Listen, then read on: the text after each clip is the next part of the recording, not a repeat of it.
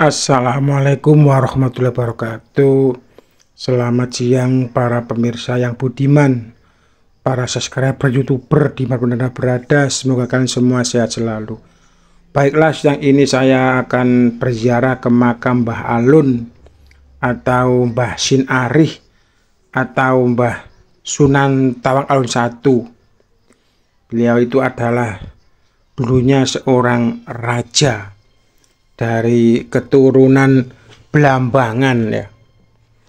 Jadi beliau itu masih keturunan dari Blambangan, dari Minak Lumpat, dari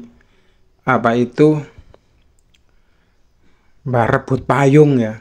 Jadi beliaunya itu dulunya adalah seorang raja, Sunan Tawang Alun I, yang kemudian Blambangan itu sering terjadi konflik, serang oleh Bali, oleh Mataram yang bekerja sama dengan VOC atau Belanda.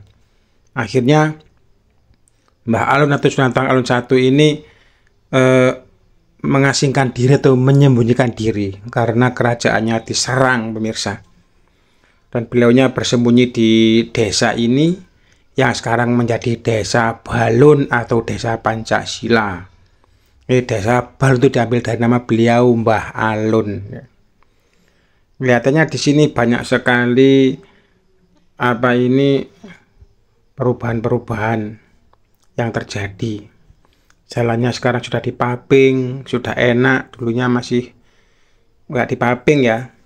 Ini ada di pemakaman umum dan makam beliau ini menempati area yang sangat luas, pemirsa. Kelihatannya sudah banyak berubah. Coba kita ke kanan, ini ada apa ini ya? Kayak ada sebuah pohon yang sudah tua ya, yang sangat langka sekali, pemirsa. Nah, coba kita lihat ini. Terlihat dari guratan-guratannya ya. Nah, meskipun kecil ini tua, pemirsa. Loh, ini apalagi ini? Ini di depan kita ini ada sebuah masjid yang sangat megah dengan menaranya yang menjulang sangat tinggi sekali, pemirsa. Nah, coba lihat itu. Loh, masjidnya sangat tinggi sekali. Tingginya hampir sama dengan tower yang ada, pemirsa. Nah, itu ada tower di samping kanannya. Coba lihat ketinggiannya. Ya Allah, sudah hampir sama. Baiklah, pemirsa, kita segera masuk. Nah, ini banyak perubahan ya. Sekarang kelihatannya ada dua arca, dua rapala. Dulu nggak ada, pemirsa. Dulu pintunya masih sederhana sekali. Sekarang sudah ada patung Reco Pentungnya, pemirsa. Baiklah, pemirsa, kita lihat sekelilingnya. Loh, ini loh, sekarang kok bayar ya? Loket karcis masuk 2000. Perasaan dulu tuh gratis, nggak bayar. Cuma memang ini ada perubahan, keramiknya semakin bagus, tempatnya semakin representatif, pemirsa. Ya, lebih memutih sekarang. Tapi selain itu yang lainnya masih tetap ya, seperti juga pohon tua ini masih tetap ya. Pohon yang usianya mungkin sudah puluhan atau bahkan ratusan tahun. Juga ini ada beberapa benda-benda ya, seperti botol, seperti apa ini, kayak batu bata kuno. Nah, ini masih ada, masih persis kayak dulu, termasuk pohon yang di depannya ini juga cowek-cowek ya. Terus apa ini, kendi-kendi, kayak kendil-kendil. Biasanya kendilnya ini di dalamnya ada sesuatunya, pemirsa. Ini juga pintu-pintunya usahanya dikunci, pemirsa. Coba kita buka kendilnya, pemirsa. Nah, itu ya, ada sesuatu kayak batu atau persajian, kita kurang paham. Mungkin pemirsa yang tahu boleh komen tentang apa yang ada di dalam tadi, pemirsa. Nah, seperti inilah keadaannya ya. Jadi makamnya itu dikelilingi oleh tembok kuno, pemirsa, dan dikunci ya. Padahal ini hari Minggu ini kok dikunci lah. Kalau kita lihat di sebelahnya ini sebetulnya ada apa ini? Ada pintu kecil ya, ada pintu kecil sebelah kanan ini, pemirsa. Nah, ini pasti kita masuk saja. Nah, ini di depan kita ini ada makam-makam umum. Nah, di dalamnya ini ada makam beliaunya ya. Makam Mbah Alun atau Mbah Sin Arih atau Prabu Tang Alun I. Nah, situ ada tulisannya. Dulu saya pernah masuk sini, tapi ya harus ke rumahnya Pak Lurah dulu. Kemudian sama Pak Lurah saya disuruh nunggu. Tak lama kemudian ada dua juru kunci yang sudah tua yang membukakan pintu. Akhirnya saya bisa masuk dan bisa berziarah di area makam ini, pemirsa. Ya, ada pohon kamboja, pemirsa. Ya, ini juga ada beberapa pohon beringin ya, pohon beringin. Nah, ini adalah keadaan dari makam beliau, sangat bersih, sangat asri dan terawat. Kita kembali, pemirsa. Ya, ini ya, yang ini adalah tempat untuk apa ini, penjaganya ya, juru kuncinya. Dan biasanya di sini ada tempat untuk menginap. Nah, ini ada ruangan yang dikunci itu untuk menginap para peziarah. Ini ada air-air ya, air-air karomah dari beliau. Kayak semacam kayak dapur umum lah, yang mau masak, yang mau minum ada di sini disiapkan. Termasuk juga untuk tempat bermalamnya. Karena ada beberapa peziarah itu yang tirakatan di sini sampai bermalam, sampai berhari-hari. Mungkin sampai tujuannya tercapai, pemirsa. Nah, yang heran ini loh ya, yang ini kok sekarang apa ini bayar ya, sekarang tuh bayar.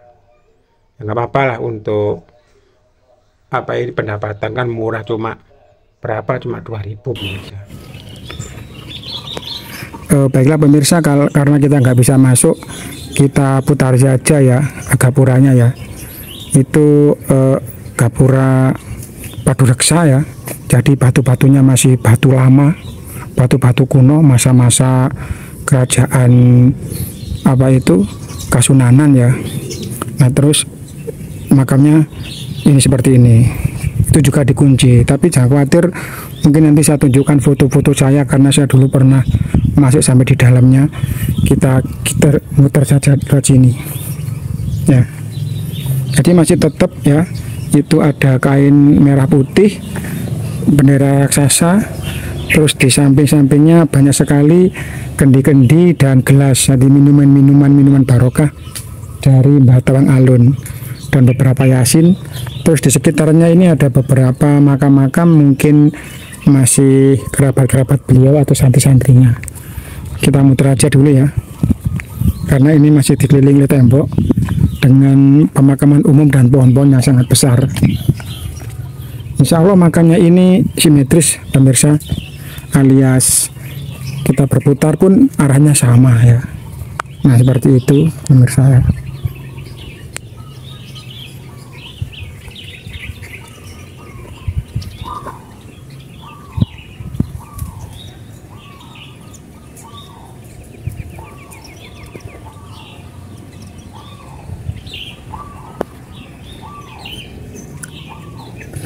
Di sebelah kiri ya sama ya. Nggak berubah makamnya, memang betul. Yang berubah ada joglo depannya itu aja, sama tambahan-tambahan patung. Tapi dalamnya ini masih tetap seperti waktu dulu. Seperti itu, pemirsa ya. Jadi memang beliau ini adalah seorang keturunan bangsawan ya. Beliau ini Sin Arih ya, terkenalnya, alias Prabu Tawang Alun I ya. Dia itu dulu raja di daerah Pasuruan, kemudian diserang sama Mataram dan Belanda. Akhirnya beliau terdesak dan melarikan diri atau diselamatkan oleh anak-anaknya seperti Lanang Dangiran, Sunan Brondong dan sebagainya, disembunyikan di sini, di daerah sini. Akhirnya beliau mengajarkan ilmu agama. Bayangkan ya, seorang raja rela apa itu mengajarkan agama. Memang beliau kan waktu jadi raja Pasuruan kan yang menobatkan ya masih kerajaan Giri Kedaton waktu itu yang menobatkan. Ya, sampai akhirnya beliau di sini.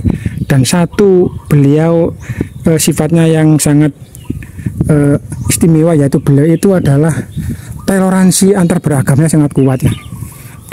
Beliau itu tidak memandang orang itu Buddha, kapitayan, kepercayaan. jadi tetap dirangkul semuanya ya.